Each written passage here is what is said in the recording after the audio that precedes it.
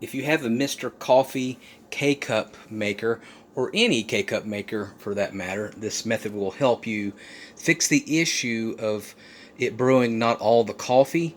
And you'll see here on my Mr. Coffee, water still sitting in the reservoir here, and then I only have like a third of a cup.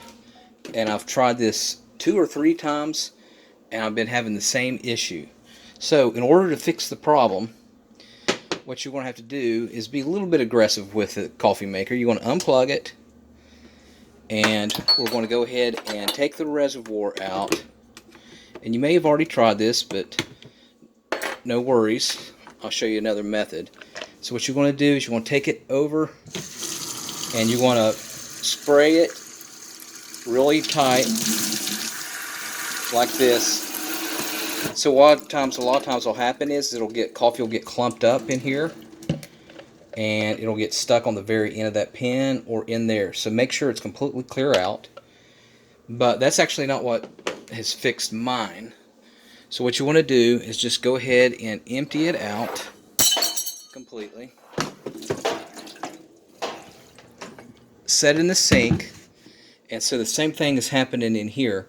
What you're going to do is put the water on high pressure while it's in the sink, of course unplugged, and you're going to pour heavily into the reservoir like this.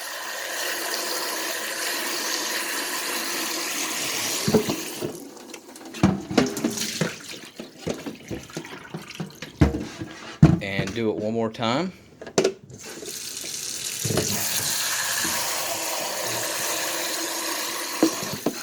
And that's going to knock off any coffee residue that's in there.